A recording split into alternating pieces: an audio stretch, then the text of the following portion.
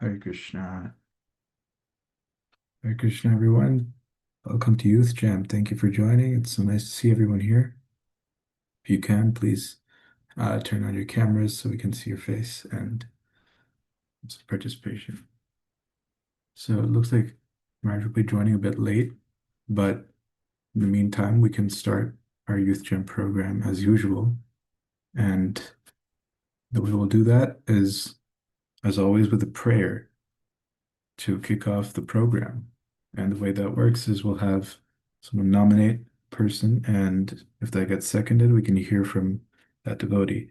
Would anyone like to make a nomination?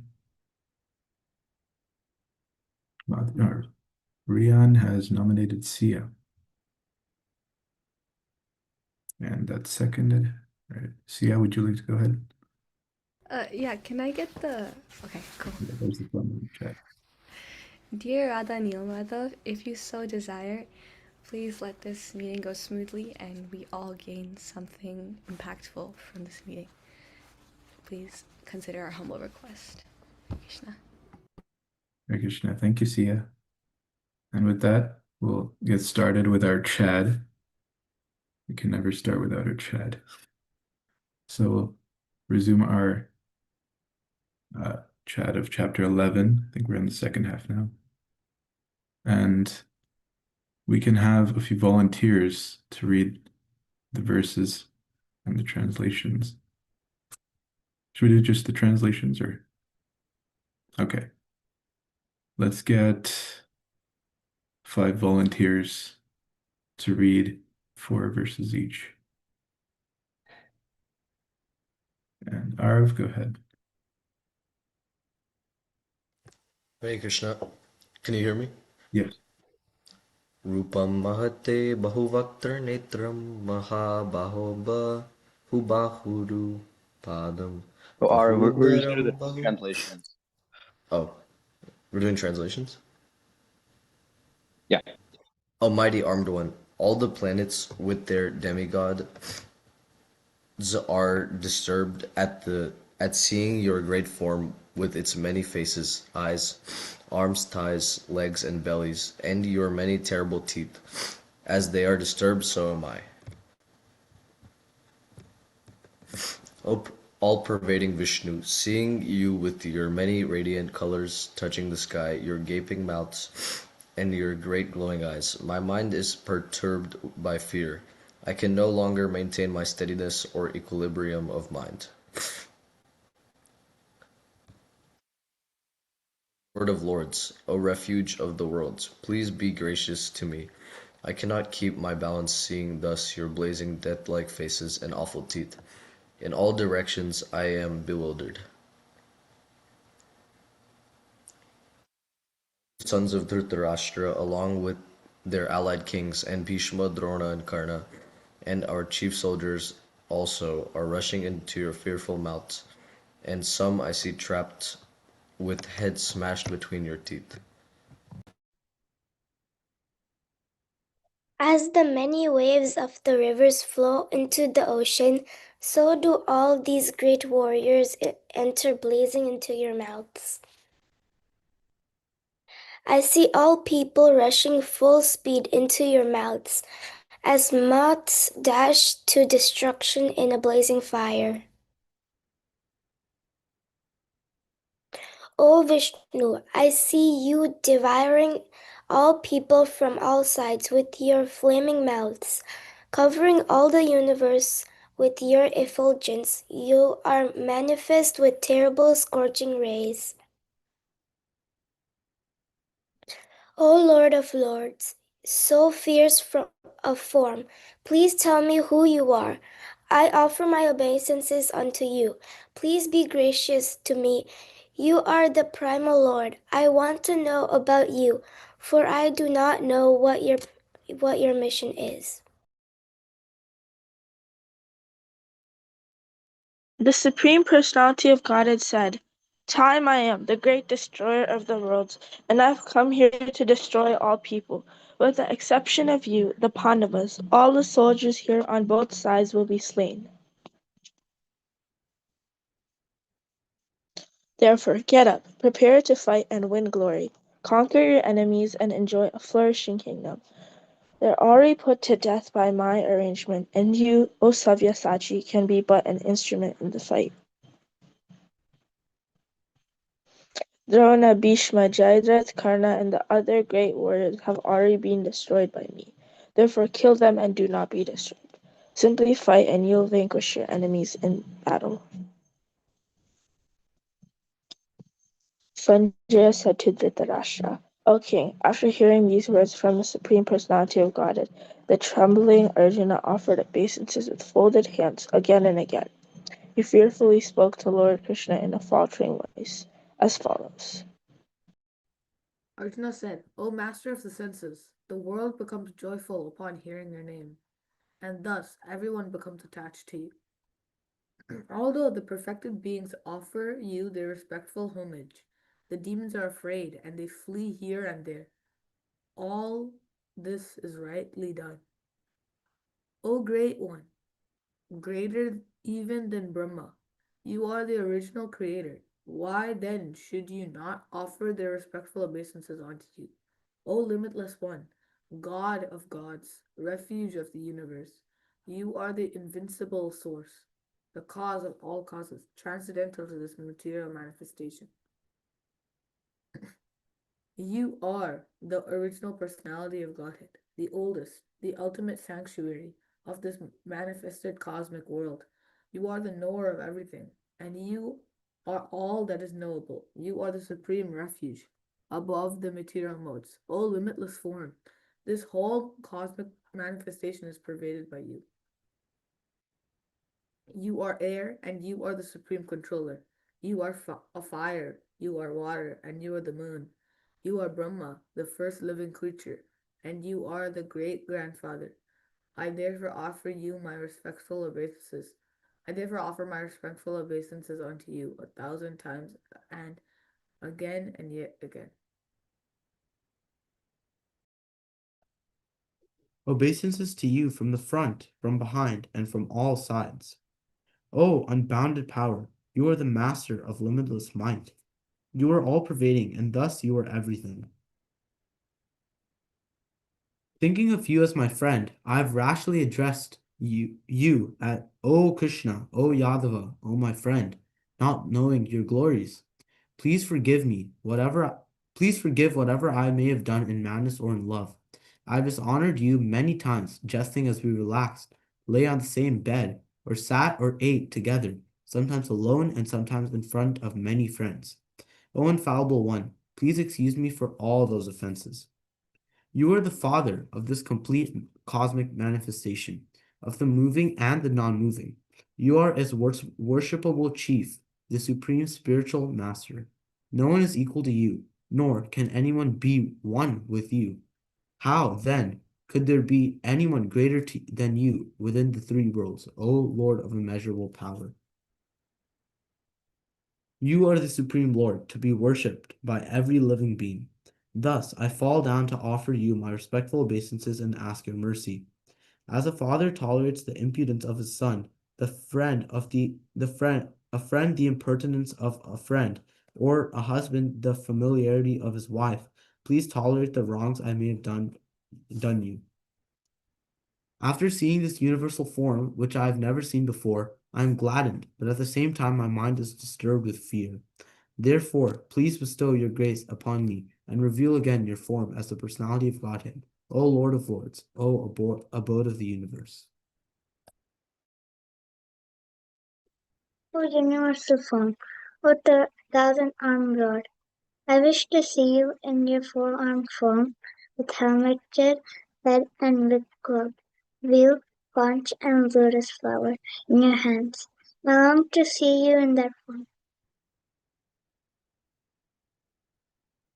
The Supreme Personality of Godhead said, My dear Arjuna, happily have I shown you, by my eternal potency, the Supreme Universal Form within the material world.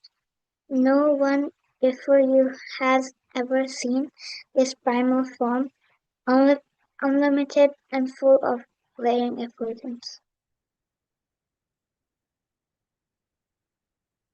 O best of Guru warriors, no one before you has ever seen this universal form of mine.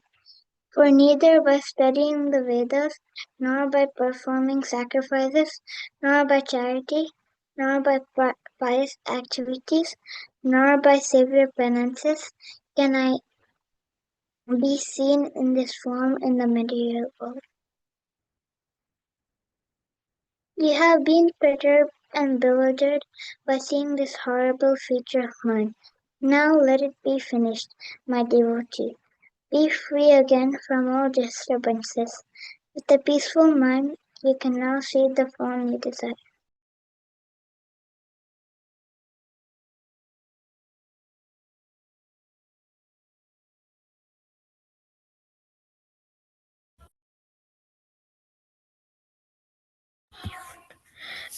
Sanjaya said to Dhritarashtra, the Supreme Personality of Godhead, Krishna, having spoken thus to Arjuna, displayed his real four-armed form and at last showed his two-armed form. thus encouraging the fearful Arjuna. When Arjuna thus saw Krishna in his original form, he said, O Janardhan, seeing this human-like form, so very beautiful, I am now composed in my mind and I restored to my original nature. When Arjuna thus the Supreme Personality of Godhead said, My dear Arjuna, this form of mine you are now seeing is very difficult to behold. Even the demigods were ever seeking the opportunity to see this form, which is so dear. The form you are seeing with your transcendental eyes cannot be understood simply by studying the Vedas, nor by undergoing serious penances, nor by charity, nor by worship.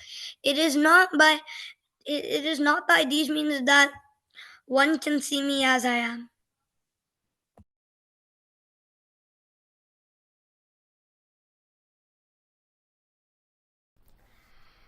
My dear Arjuna, only by undivided devotional service can I be understood as I am, standing before you, and can thus be seen directly. Only in this way can you enter into the mysteries of my understanding. My dear Arjuna, he who engages in my pure devotional service, free from the contaminations of fruitive activities and mental speculations, he who works for me, who makes me the supreme goal of his life, and who is friendly to every living being, he certainly comes to me.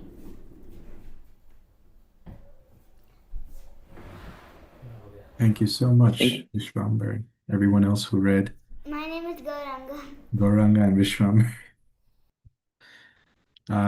Yeah, well, thank you everyone who read. It's a really nice chapter as well. And should we look at a purport? Gauranga, how about you pick a number between 23 and 55? 23 and 55. 32. 32. All right, let's look at purport for that verse. Would one of you like to read it? How about Vishwambar? Do you like to read it or? So, he does not know how to read. I'll read it. Although Arjuna knew that Krishna was his friend and the Supreme Personality of Godhead, he was puzzled by the various forms exhibited by Krishna. Therefore, he asked further about the actual mission of this devastating force. It is written in the Vedas that the Supreme Truth destroys everything, even the Brahmanas, as stated in the Katha Upanishad. Yasya brahmacha kshatram cha ubhe bhavata udanaha mrityur yasya upasachanam ka itha veda yatra saha. Eventually all the Brahmanas, Kshatriyas and everyone else are devoured like a meal by the Supreme. This form of the Supreme Lord is all devouring giant, and here Krishna presents himself in that form of all devouring time. Except for a few Pandavas, everyone who was present on the battlefield would be devoured by him. Arjuna was not in favor of the fight, and he thought it was better not to fight. Then there would be no frustration. In reply, the Lord is saying that even if he did not fight, every one of them would be destroyed, for that was his plan. If Arjuna stopped fighting, they would die in another way. Death could not be checked. Even if he did not fight, in fact, they were already dead. Time is destruction, and all manifestations are to be vanquished by the desire of the Supreme Lord. That is the law of nature.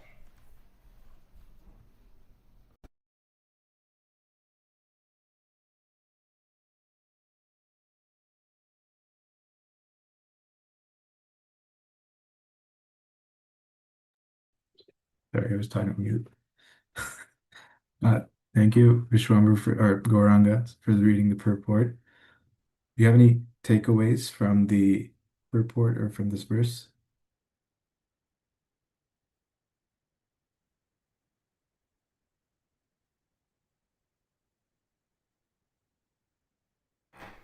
What, Prabhuji? Is there a takeaway? Anything you liked about the verse? Anything you noticed interesting? Yeah, I really liked how Krishna was saying that, like the part, he's the all-devouring giant. I remember seeing that picture where he's humongous and everything is going, and he's shooting fire from his mouth. I remember seeing that picture in the Bhagavad Gita. Yeah, nice reflection. Would anyone else also like to share anything they had noticed, picked up on, or learned, or liked? Yes, Haridas. Hey, Krishna Prabhuji. So here,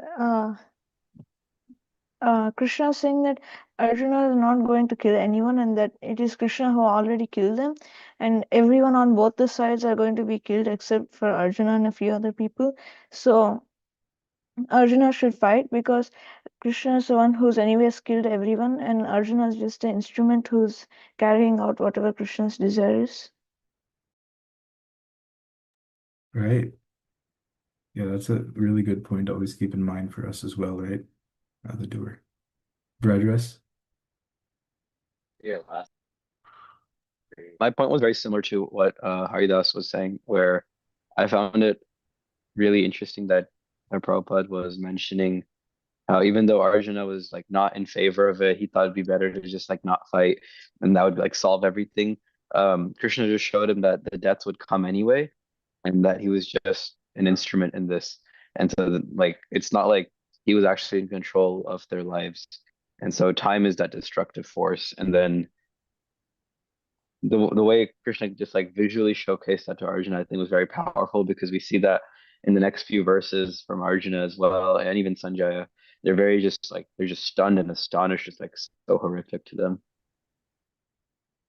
Yeah, it's like because I mean Krishna says all these other people are already destroyed, and just you might as well kill them. I'm acting through you, so just do it. Arav? Hare Krishna. I like the part here where Srila Prabhupada says, um, where does it say? I think he says they were already dead. I'm trying to find it in the text. Yeah, but yeah, it says in fact they were already dead. Time is destruction. So that point I liked because one way or the other they're about to be destroyed either by the arrows of Arjuna or just by time itself. And it just shows us that we should send our lives into Krishna consciousness because there's any time, any moment, we can just leave the body. There's that verse in Kevalashtakam, Nishvase nahi vishvasa, kadarudo bhavishyati kirtaniya mato balyad harinam eva kevalam. So start worshiping Krishna at a young age. Like that's essentially what they say. Wow, amazing. That bhajan is really sweet, as we always hear from uh, some devotees who sing it. And yeah, the point is also good because we have to, especially starting at a young age, like we see the example of Prahlad Maharaj, where he's trying to get his friends as well, or his Asura friends at the Gurukul, to start, taking up Krishna consciousness at that age. And that's the part of or that contributes to what we see, the tendency of devotees to engage their uh, respective capabilities and talents in Krishna consciousness in their own way. Arjuna he's a warrior, he's a fighter by birth and by his karma. He's not a renunciate. So for him to suddenly, give up everything and say, I'm not fighting this war, it doesn't make sense.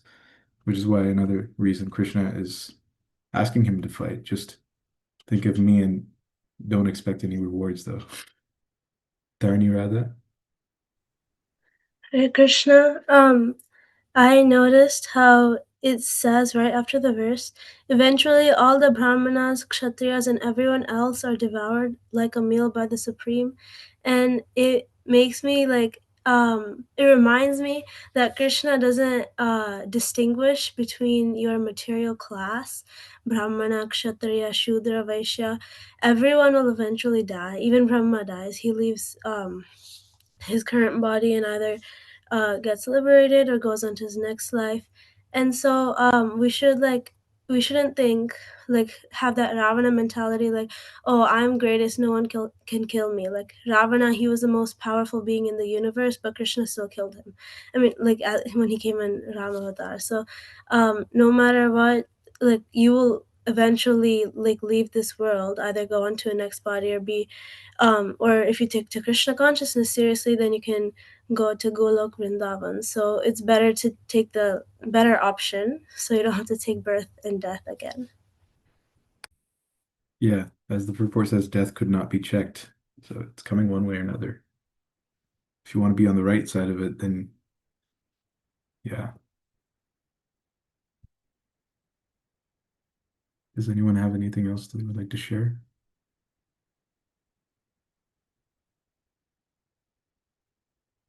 If not, then I'll hand it off to Brudras for the next part of our program. Hare Krishna. So now we can get started with our Prabhupada Lamrita reading. So we're continuing from where we left off last week. So we're in chapter 17 for those who want to read on the side. Does anyone want to recall what we read last time? Last week when we met? Anyone remembers any instances, or even from the past few weeks, so that we can set the scene before we start? Yes, Sia, go ahead. Oh, I might be wrong. I actually probably am wrong, but Prabhupada was in the Bowery, I think, and he was living with someone in a studio, like an art studio. So it would be like in the very back of the, and he would have classes, and he actually did Sanskrit classes for two people, I think. And I think the whole chapter was just focused on how he was he like did Sanskrit classes for those two people, but then they were just like they weren't as interested, so then he stopped. And I think one point that we took out of that chapter last time was about how Prabhupada's like living in such like he had to go through all of these things, like living with such like the hippies and the low class people, but he still saw the good in them, like what they could be. So yeah, Hare Krishna. That's right. You made a great point. You set the scene for the Bowery because that was a recent change that happened in this chapter when Prabhupada moved. Tarni Radha, want to add some more before we get started? I don't have much more, just kind of what Sia said, and also that I don't remember the details clearly, but I think in the studio he lived with someone named David, or that was like after the studio or something. And then David had given up a lot of his things because Prabhupada had inspired him, like a lot of his bad habits. I mean, because Prabhupada inspired him, so I think he gave up like meat eating, and he was like being more cleaner and all of that. That's all I have. Yeah, that's perfect. Yeah, he was living with David in the Bowery. So now we'll get started. We'll do around let's do two paragraphs each. You can all raise your hands and we can get started with Navya right here at Gunther. Gunther, you walked right off the Bowery into a room filled with incense. It was quiet. Everyone was talking in hushed voices, not really talking at all. Swamiji was sitting in the front of the room and in meditation. There was a tremendous feeling of peace which I had never had before. I'd happened to have studied for 2 years to become a minister and was into meditation, study, and prayer. But this was my first time doing anything Eastern or Hindu. There were a lot of pillows around and mats on the floor for people to sit on. I don't think there were any pictures or statues. It was just Swamiji, incense, and mats, and obviously the respect of the people in the room for him. Before we went up, Carl was laughing and saying how Swamiji wanted everyone to use hand symbols correctly. I had never played cymbals before, but when I began, I just tried to follow Swamiji, who was doing it a certain way. Things were building up, the sound was building up, but then someone was doing it wrong, and Swamiji just looked very calmly and shook a finger at someone, and they looked, and then everything stopped. He instructed this person from a distance, and this fellow got the right idea, and they started again. After a few minutes, the sound of cymbals and the incense, we weren't in the Bowery any longer. We started chanting Hare Krishna. That was my first experience of chanting. I'd never chanted before. There's nothing in Protestant religion that even comes close to that. Maybe Catholics with their Hail Marys, but it's not quite the same thing. It was relaxing and very interesting to be able to chant, and I found Swamiji fascinating.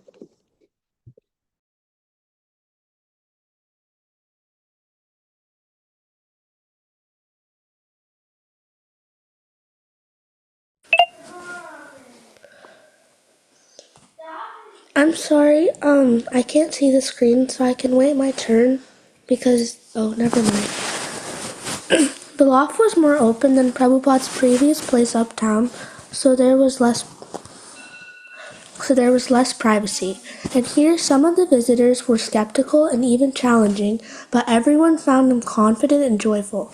He seemed to have far-reaching plans and he had dedication. He knew what he wanted to do and was single-handedly carrying it out. It is not one man's job, he had said, but he went on doing all he could, depending on Krishna for the results. David was beginning to help and more people were coming by to visit him. Almost all of Prabhupada's Bowery friends were musicians or friends of musicians. They were into music, drugs, women, and spiritual meditation. Because Prabhupada's presentation of the Hare Krishna mantra was both musical and meditative, they were automatically interested. Prabhupada stressed that all the Vedic mantras or hymns were sung. In fact, the words Bhagavad Gita meant the song of God. But the words of the Vedic hymns were incarnations of God in the form of transcendental sound. The music the musical accompaniment of hand cymbals, drum, and harmonium was just that, an accompaniment, and had no spiritual purpose independent of the chanting of the name of God. Prabhupada allowed any instrument to be used as long as it did not distract from the kirtan.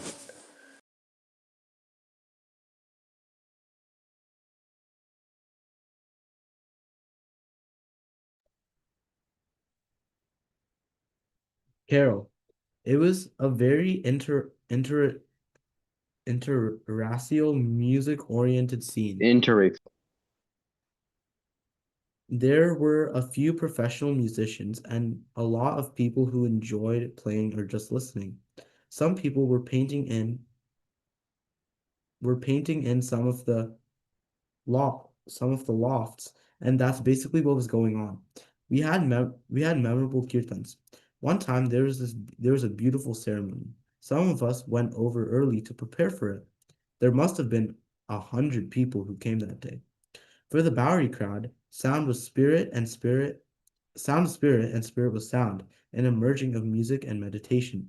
But for Prabhupada, music without the name of God wasn't meditation, it was sense gratification, or at most a kind of stylized impersonal meditation. But he was glad to see the musicians coming to play along in his kirtans, to hear him, and to chant responsively. Some, having stayed up all night playing somewhere on their instruments, would come by in the morning and sing with the Swami. He did not dissuade them from their focus on sound. Rather, he gave them sound. In the Vedas, sound is said to be the first element of musical creation. The source of sound is God, and God is eternally a person. Prabhupada's emphasis was on getting people to chant God's personal, transcendental name. Whether they took it as jazz, folk music, rock, or Indian meditation made no difference as long as they began to chant Hare Krishna. Carol, whenever he had the chanting, the people were fairly in awe of the Swami. On the Bowery, a kind of transcendence came out of the ringing of the cymbals. He used the harmonium, and many people played the hand cymbals. Sometimes he played the drum. In the very beginning, he stressed the importance of sound and the realization of Godhead through sound. That was, I suppose, the attraction that these musicians found in him, the emphasis on sound as a means to attaining transcendence and the Godhead. But he wanted a serious thing. He was interested in discipleship.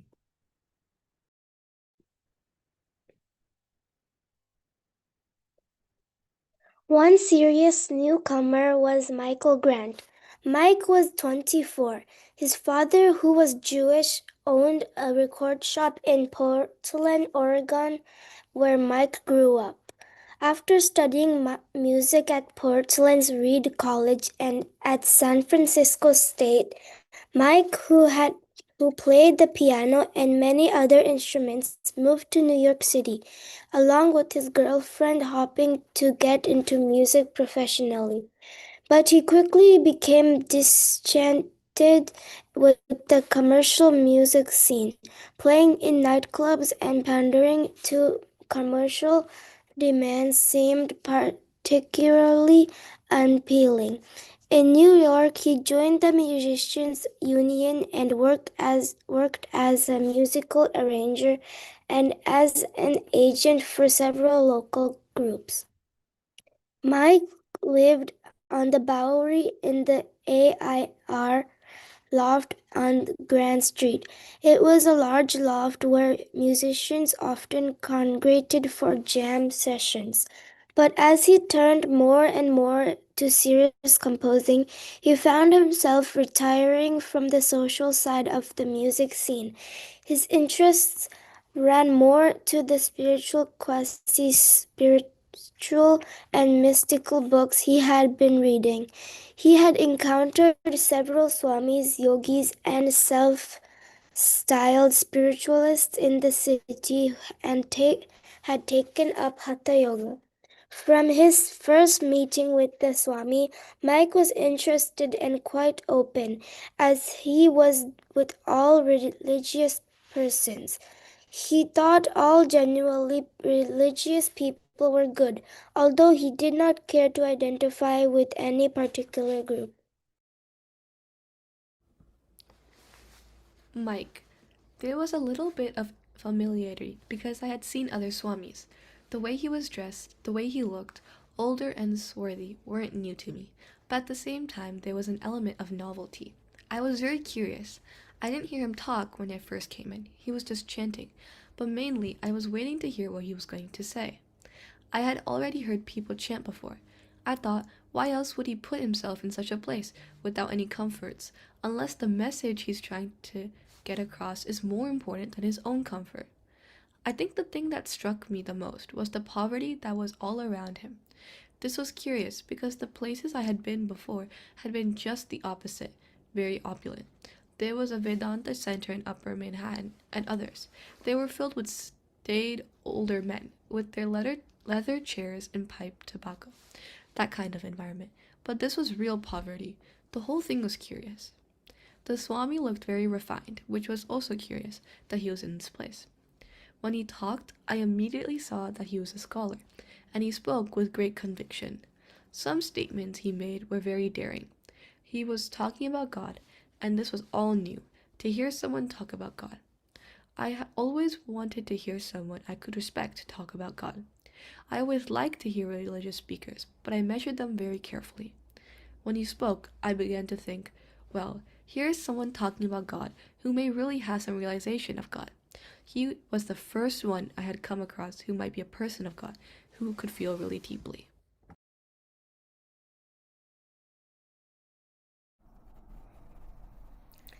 Prabhupada is lecturing. Sri Krishna is just trying to place Arjuna on the platform of working in pure consciousness. We have already discussed for so many days that we are not the body, but we are consciousness.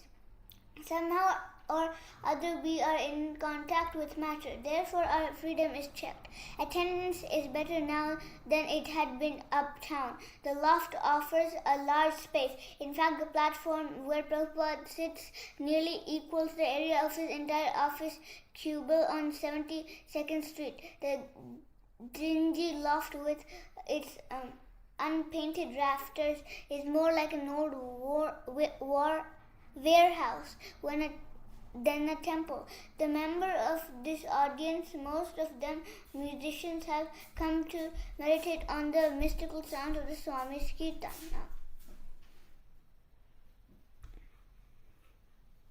Carl, Carl, okay. Carl, Gunter, Mike, David, the crowd from the paradox, and the others join him on Monday, Wednesday, and Friday when he holds classes beginning punctually at 8 o'clock. The program consists of half an hour of chanting Hare Krishna, followed by a lecture from Bhagavad Gita, usually 45 minutes long, then a question and answer period, and finally another half hour of chanting. Everything ending by 10 o'clock. Kirtan has just ended, and Swamiji is speaking. As spiritual beings, we are free to rap, free to have anything pure, no contamination, no disease, no birth, no death, no old age. And besides that, we have got many other qualifications in our spiritual life. When he speaks, he is pure spiritual form. The Vedic scriptures say that a sadhu, a saint, is not seen but heard. If the people in the audience want to know Swamiji, they will have to hear him. He is no longer simply the old Indian immigrant who lives on the other side of the partition of this loft, hanging his clothes to dry, barely getting his meals. But now he is speaking as the emissary of Lord Krishna, beyond time and space, and hundreds of spiritual masters in the chain of disciplic succession are speaking through him. He has entered amid New York's bohemians in 1966, saying that 1966 is temporary and illusory, that he is eternal and that they are eternal. This was the meaning of the kirtan, and now he is explaining it philosophically, advocating a total change in consciousness. Yet, knowing that they can't take it all, he urges them to take whatever they can. You'll be glad to hear that this process of spiritualization, once begun, guarantees one to have his next life as a human being. Once karma yoga has began, it will continue. It doesn't matter, even if one fails to complete the course. Still, he's not a loser. He's not a loser. Now, if someone begins this yoga of self-realization, but unfortunately cannot prosecute this task in a nice way, if he falls down from the path, still there is encouragement that you are not a loser. You will be given a chance next life, and the next life is not ordinary next life. And for one who is successful, oh, what to speak of him, the successful goes back to Godhead. So we are holding this class, and although you have multifarious duties, you come here thrice a week to understand, and even this will not go in vain. If you stop coming here, that impression will never go. I tell you, the impression will never go. If you do some spiritual practical work, that is very nice. But even if you do not do any practical work, simply if you give your submissive and oral reception and understand what is the nature of God, if you simply hear and have an idea, even then you will be free from this material bondage. He is talking to a crowd who are deeply set in their hippie life. He knows that they can't immediately give up taking drugs and that they sit with common law wives. Their path is to play music, live with a woman, and meditate sometimes, and be free. After hearing his lectures, they'll stay up and all night with their instruments, their women, their drugs, their interracial Bohemian scene, yet somehow they're drawn to Swamiji. He's got the good vibrations of the Kirtan, and they want to help him out. They're glad to help because he has no one else. So Prabhupada is is saying to them, that's all right. Even if you can only do a little, it'll be good for you. We all are pure spirit souls, but you have forgotten. You will fall into the cycle of birth and death. Whatever you can do toward reviving original consciousness is good for you. There is no loss. The Swami's main stress is on what he calls dovetailing your consciousness with the Supreme Consciousness. Krishna is the Supreme Consciousness, and Arjuna, as the representative individual consciousness, is asked to act intelligently in collaboration with the Supreme Consciousness. Then he will be free from the bondage of birth, death, old age, and disease. Consciousness is a popular word in America. There's consciousness expansion, cosmic consciousness, altered states of consciousness, and now dovetailing the individual consciousness with the supreme consciousness. This is the perfection of consciousness, Prabhupada explains. This is the love and peace that everyone is really after, and yet Prabhupada talks of it in terms of war.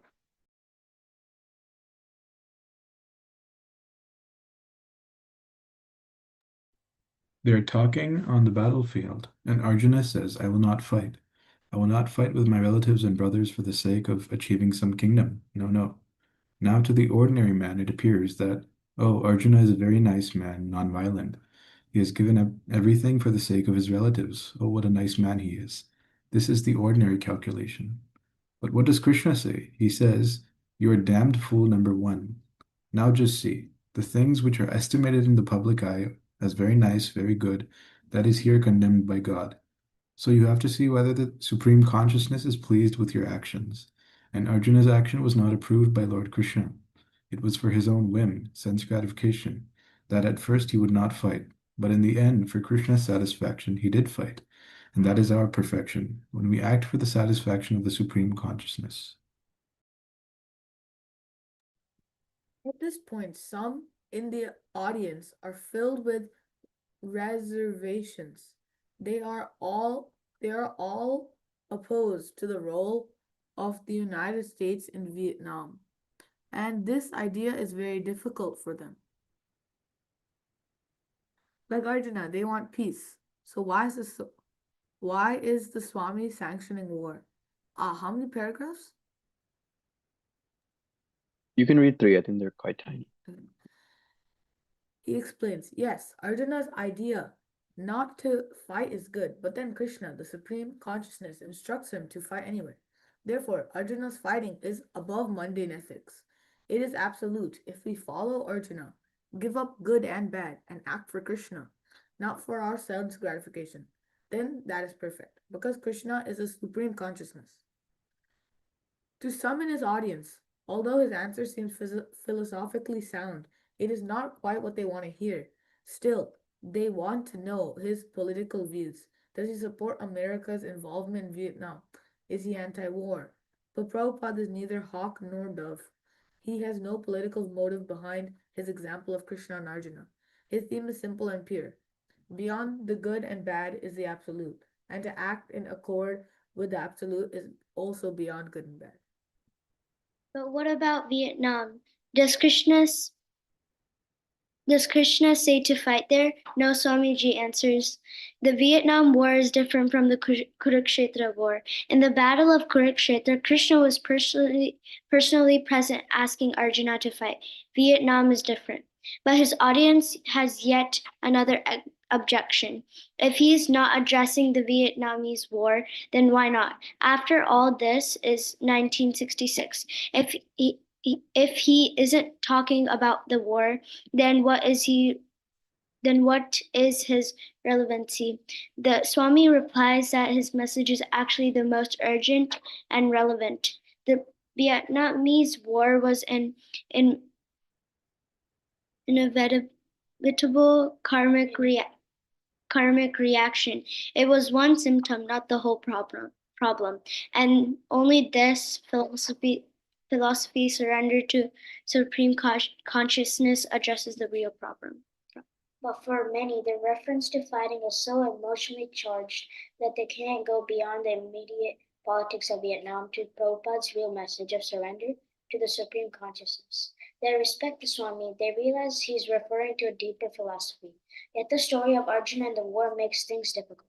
The Swami nonetheless continues to refer to Arjuna's fighting as the classic example of the classic example of Bhagavad Gita's basic teaching. It's not the basic teaching his audience is having difficulty with. It's the example. Prabhupada has deliberate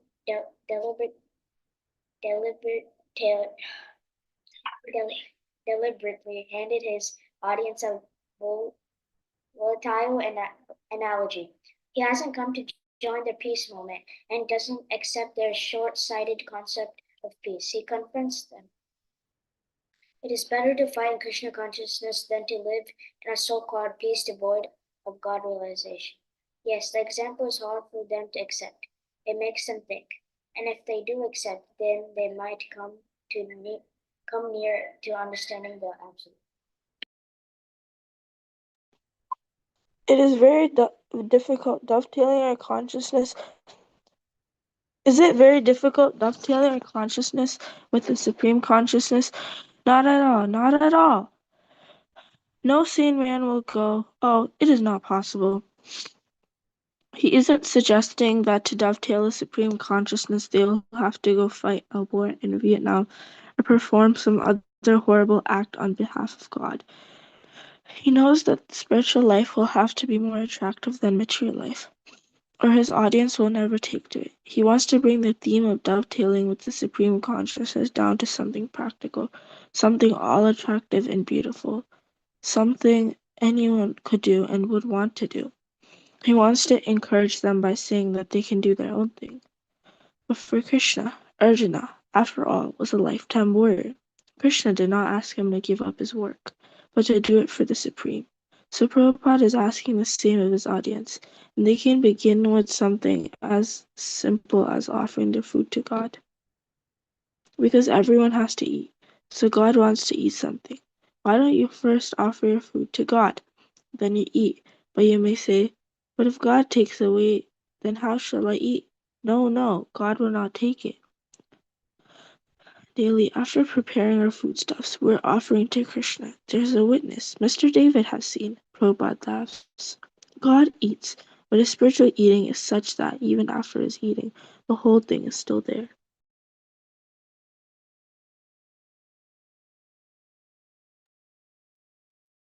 So we shall not suffer a pinch if we dovetail our desires with the Supreme Lord.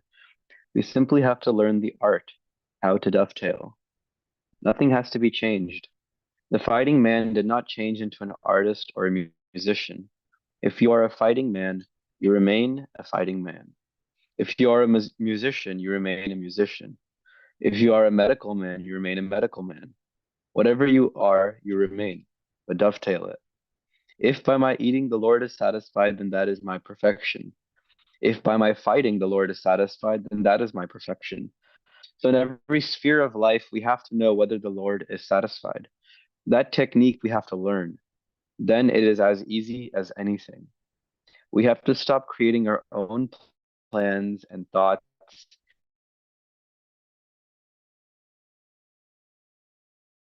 and execute them.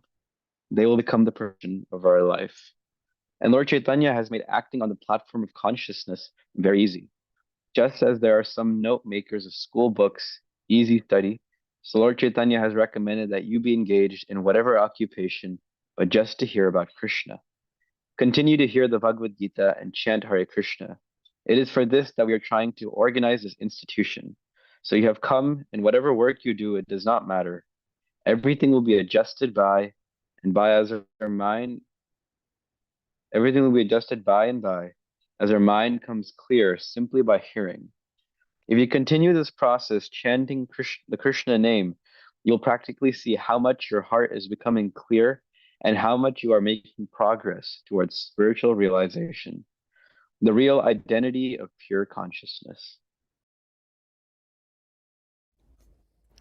Prabhupada is speaking on behalf of the Supreme Consciousness, and he offers his day-to-day activities as an example of dovetailing with the Supreme. I am here always working at something, reading or writing, something, reading or writing, 24 hours. Simply when I feel hungry, I take some food, and simply when I feel sleepy, I go to bed. Otherwise, I don't feel fatigued. You can ask Mr. David whether I am not doing this. Of course, the Swami's daily routine doesn't require certification from David Allen, and any of his regular visitors can see that he is transcendental. His personal life is a perfect example of dovetailing with the Supreme Consciousness. Prabhupada has always kept himself dovetailed with the Supreme. He had been perfectly dovetailed in Vrindavan, And he had no personal need or motive to come to America and live on the Bowery. It was for others' sake that he came to the Bowery, and it is for others' benefit that he is speaking tonight. His spiritual master and Lord Krishna want the conditioned souls to come out of their illusion before it's too late.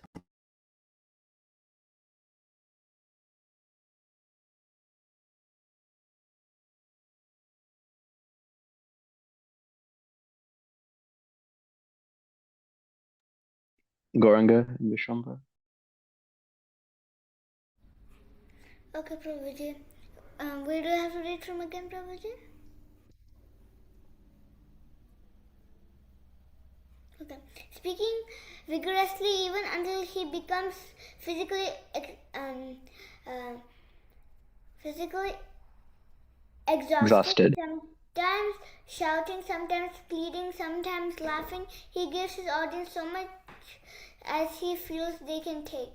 As the misery of Krishna and the disciplic succession, he can boldly shout that everyone should dovetail with the Supreme. He can speak as strongly as he likes for as long as they're willing to listen. He is a sadhu. The Sanskrit word means saint and one who cuts. And he represents the same message that for thousands of years sadhus, the original Vedic culture, have spoken. He is reviving the internal spirit of the Vedic wisdom to cut the knots of ignorance and illusion.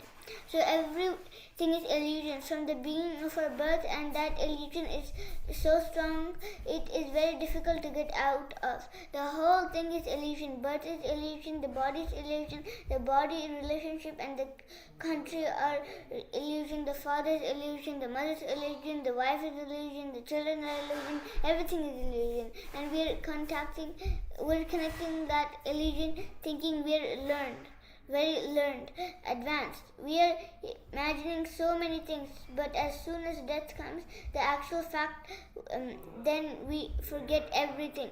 We forget our country, we forget our relatives, we forget our wife, we forget our children, father, mother, everything is gone.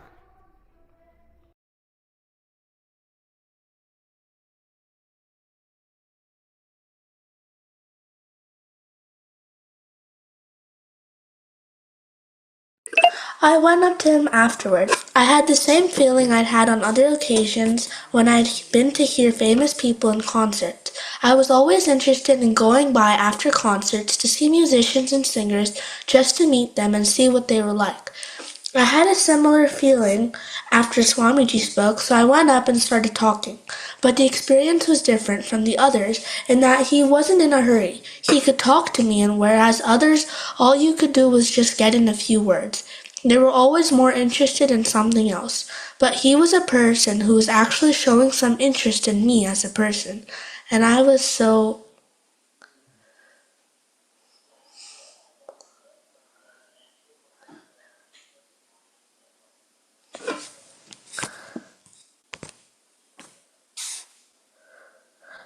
And I was so overwhelmed that I ran out of things to say very quickly. I was surprised. Our meeting broke off on the basis of my not having anything further to say. It was just the opposite of so many other experiences where some performer would be hurrying off to do something else. This time I was the one who couldn't continue. Prabhupada liked to take walks. From his doorstep at 94 Bowery, he would see directly across the street the Fulton Hotel, a five-story flophouse. Surrounding him were the other lower Manhattan lodging houses, whose tenants wandered the sidewalks from early morning till dark.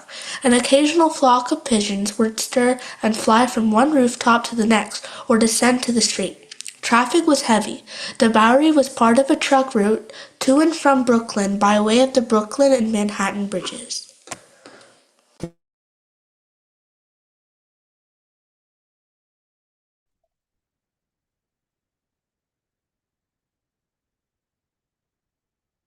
The Bowery sloped gently downhill toward the north, and Prabhupada could see signboards, a few scraggly Manhattan trees, and the streetlights and the traffic signals as far up as 4th Street. He could see Con Edison with its prominent clock tower, And if there were no clouds, the top of the Empire State Building on 34th Street. He would walk alone in the morning through the Bowery neighborhood. The month of May that year saw more frequent rains than was normal, and Prabhupada carried an umbrella. Sometimes he walked in the rain. He was not always alone. Sometimes he walked with one of his friends and talked. Sometimes he shopped. Bitter melon, dal, hing, chickpea flour, and other specialty foods common in Indian vegetarian cuisine were available in Chinatown's nearby markets. On leaving the loft, he would walk south a few steps to the corner of Bowery and Hester Street. Turning right on Hester, he would immediately be in Chinatown, where the shops, markets, and even Manhattan Savings Bank were identified by signs lettered in Chinese. Sometimes he would walk one block further south to Canal Street with its Central Asian food market and other street-side fruit and vegetable markets. In the early morning, the sidewalks were almost deserted, but as the shops began to open for business, the streets became crowded with local workers, shopkeepers, tourists, and aimless derelicts. The winding streets of Chinatown were linked with hundreds of small stores, and parked cars lined both sides of the street.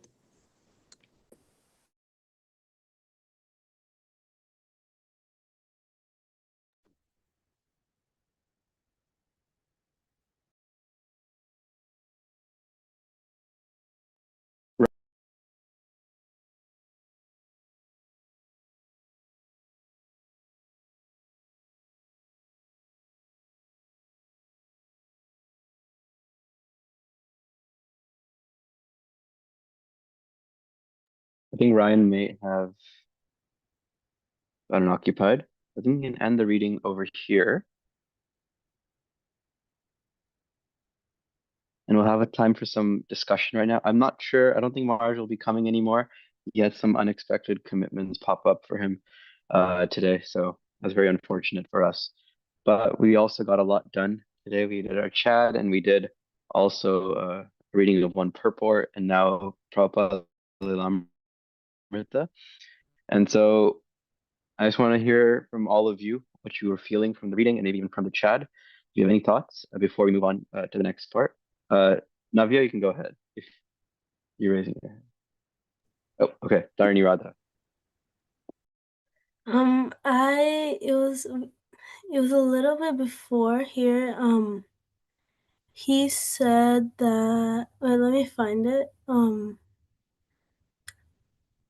I saw how everyone that he met, like these are hippies who don't necessarily have any previous like spiritual experience, right? But they could immediately tell that Prabhupada was a transcendental person, and that just shows like how like great he was, how pure his bhakti was for commoners to be able to tell that he was like actually a real um Swami, like a real saintly person, and was actually there to help people because he was in the Bowery. And many others, they said, like many other spiritualists would be found in like less poor, like poverty stricken areas, but he was in the poverty strict, like in the Bowery, which is extremely like poor and dangerous.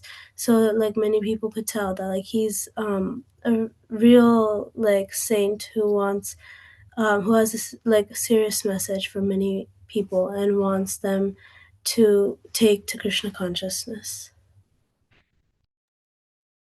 Yeah, that was a really interesting part where they were almost like shocked seeing that Prabhupada was so simple and didn't have such like lavish means of living like all the other sadhus and yogis that they had met. And so it definitely sets that example where you can see where Prabhupada's priorities are, and that's very attractive, that renounced energy of Prabhupada. Thank you, Tarani Radha. Arav? Hare Krishna.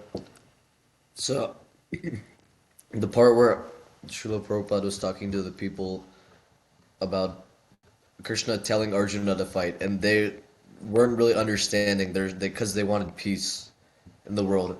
So I have a Srila Prabhupada quote over here. It says, Whatever Krishna said, that is good, and everything else is bad. Bus, our confusion is finished. So, Srila Prabhupada's philosophy, I mean, Krishna's philosophy is so easy. Just follow what he says. And it's not that his word is very hard to find. We have like Bhagavad Gita, many great speakers, lectures on the internet. So I feel like everything's just very easy to access just because of Srila Prabhupada giving such simple orders to us. That's a great point, Arav. I also like how Prabhupada added the nuance that this is actually a technique you have to learn. It's not something you can externally just read and see like, oh, he said Arjuna to fight, so I have to fight too. So it's not as simple as that. Thank you, Arav, for bringing that point. See ya. Hare Krishna. I have like two quotes from. I mean, I don't know if I quoted them exact from the chapter that I really liked was, um, the first one was at the very beginning where Prabhupada's talking about how like music without the name of God wasn't meditation; it was sense gratification, or at most some type of stylized impersonal meditation. And I think that really like hit me because it like shows how the importance of kirtan isn't about the instruments; it's about the chanting, and it like reminded me like if I'm practicing my instrument, like if I'm practicing the harmonium, I should put more, you know, concentration on chanting and trying to get into the mood of the chanting or the bhajan more than trying to get the notes right or playing great.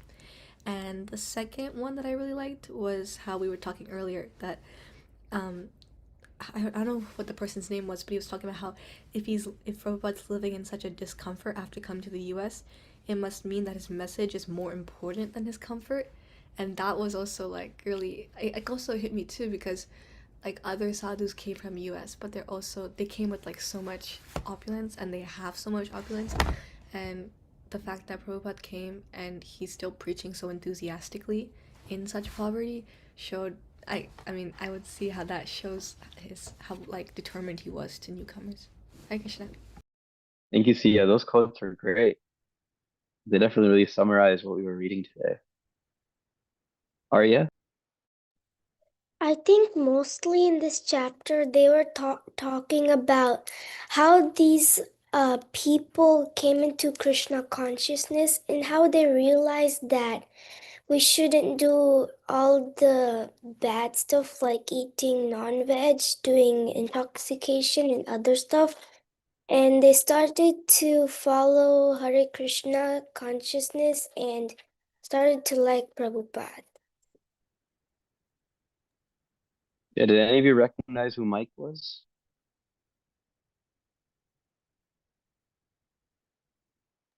Oh, The chat? what? Yeah, Wait, go it ahead. was Mukunda Maharaj, right? That's right. It's amazing to hear their stories of getting into Krishna consciousness and the way they meet Prabhupada and what they thought and how they like saw him, and it's just magical where we get transported to that. Haridas? Hey Krishna, so I wanted to highlight the point that Prabhupada was thinking that no matter how they took the Hare Krishna Maha Mantra, it is still the Maha Mantra and it will cleanse their hearts. Like Prabhupada did not think that they would take it as an Indian meditation or jazz music or rock music, but instead he just thought that their hearing and that vibration enters into their hearts and cleanse their hearts. So that's what I wanted to say. Thank you so much, Haridas. Yeah, I think someone else also mentioned a similar point, and I think that really struck us because we're also, constantly engaging in kirtan. There's so much audio input that we take throughout, either on video form or like music and so on. It's just everywhere. And so it's important that we have these distinctions in our mind. Thank you, Haridas. Mayuri? Hare Krishna. So I really wanted just to emphasize like how dedicated Srila Prabhupada was to his message from India, like to the Western world, especially even in the Bowery, and even like in his time in Pennsylvania. Like back then, we can remember like how even at the YMCA or like gatherings at their house, he would just try and like speak to the guests. And even now, like, um, during his lectures at this little center in the Bowery, he gave a lot of his like energy during lectures, and he even gave his time to guests afterwards, who really wanted to like talk with him.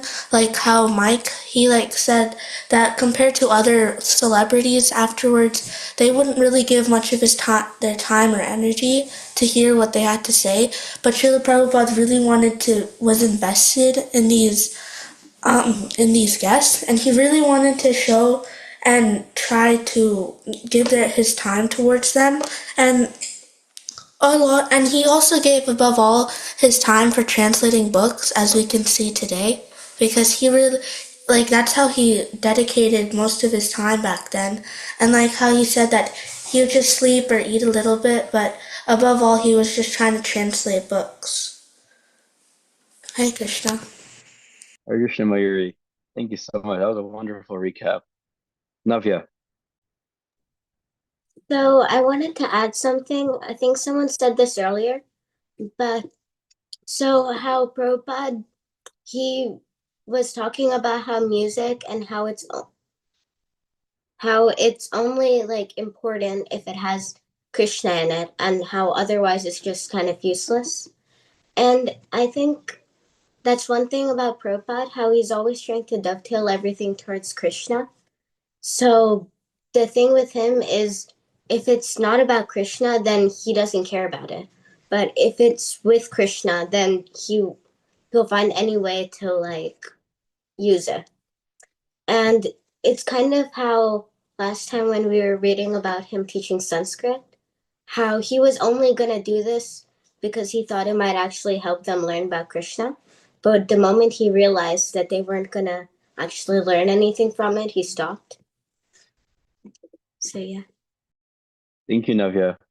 That's right. It was very emphatic the way Prabhupada was just like, if you're this, you stay this. If you're this, you stay this. But keep, think about Krishna. Dovetail to Krishna. Keshav. So I just wanted to say that I was reading and um it said that Prabhupada was talking about, like, everyone was, oh, are you talking about the Vietnam War? What is your perspective on the Vietnam War? But he was talking about like a more bigger purpose that we human beings have, is that we have to like go to Krishna because we know how to think. Like, we're not animals.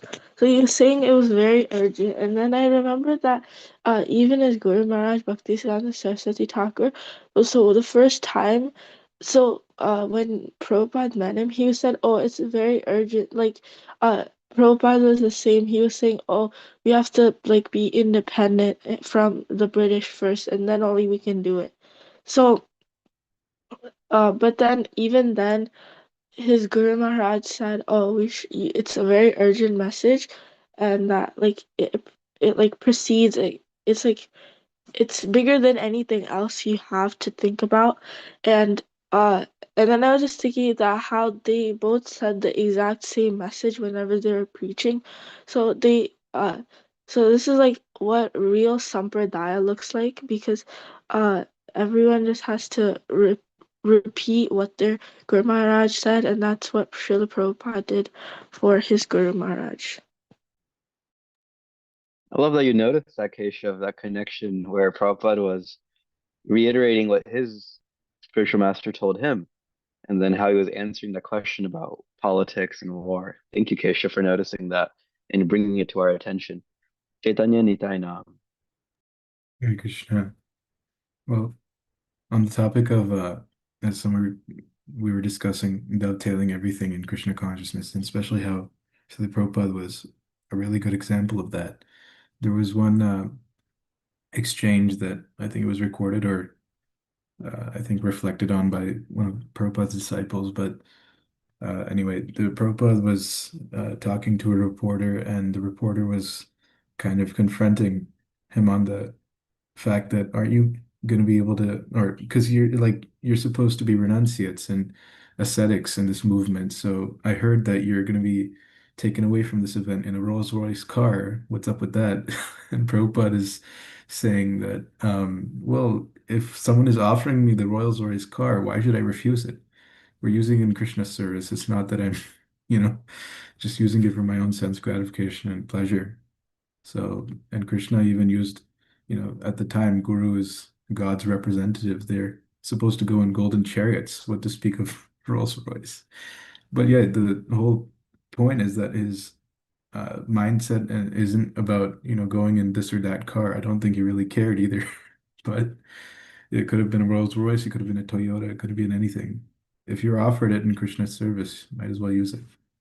I really like that. And one other thing also is just I liked that somehow it happened that we were reading the same kind of topic where in the Prabhupada Lamrita that Prabhupada is giving this talk on how Arjuna felt about fighting in the war. And initially in the purport we read, it was kind of on that topic we discussed as well, where Arjuna is meant to act as an instrument, not that he should just refuse and quit fighting. So I really liked how it just happened to tie all together.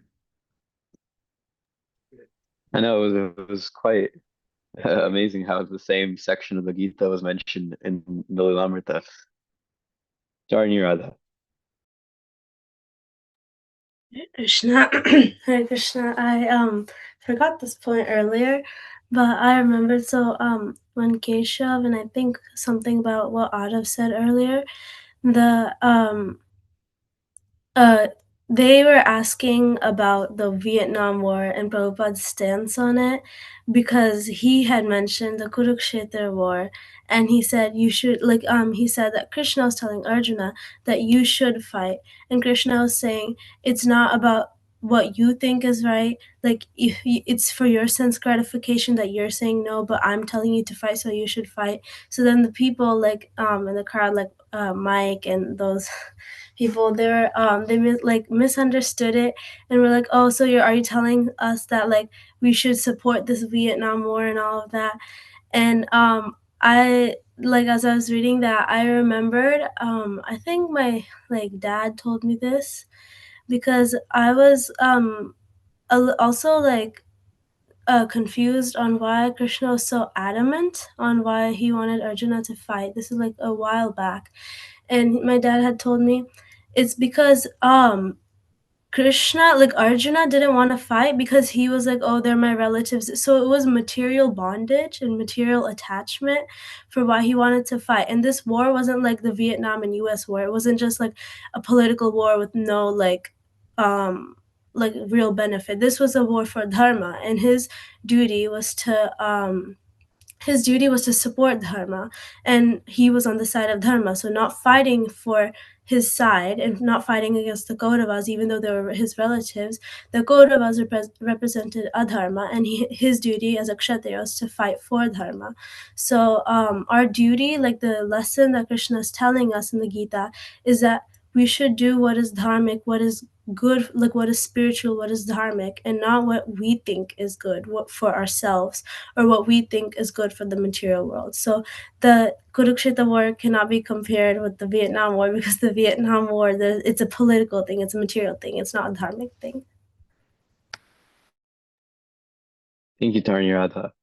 That was a very important observation. Now, Ara, for the close. Hare Krishna. I just want to extend on Chaitanya Nityananda Prabhu's point about the Rolls Royce with Srila Prabhupada. I feel like that's a classic example of Yukta Vairagya, because he's not actually attached to the fact of being a Rolls Royce, but he's being offered it in Krishna's service to take him to the next place to do Harikatha. And also, I think there was similarly an instance where Srila Bhaktisiddhanta Saraswati Thakur Maharaj Prabhupada also was given, I believe it was a jacket. I need to research this again. But he was given a jacket, and he did use it, in fact, because he says, if I'm going to these government buildings, anyways, this jacket is good and it looks cold, but he's actually still not attached to it. Internally, he's not attached to it. If anybody tells him to leave, he'll leave it. Like Sanatan Goswami left the woolen cloth and he took the used one by that Brahmana on the order of Lord Chaitanya. So that's what I was thinking about.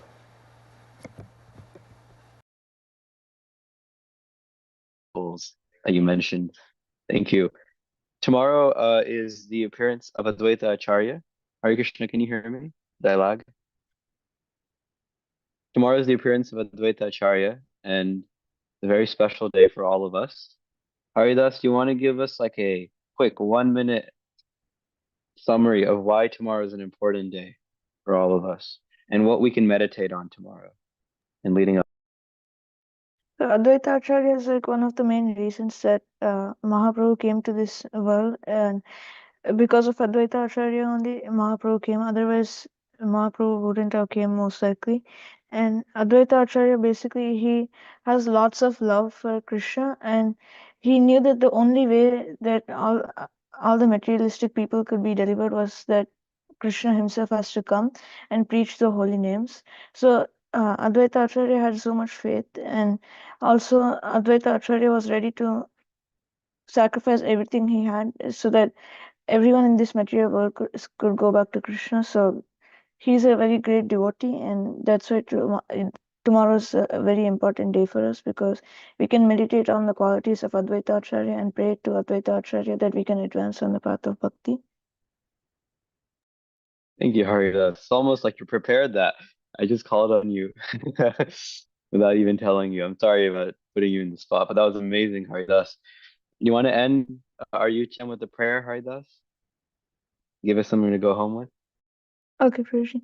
So, dear Shri Radha Madan Mohan, if you so desire, then please let us, then please, whoever has joined the yujam, please let them advance on the path of bhakti, and please let them get devotional service unto your lotus feet. If you so desire, then please consider a request.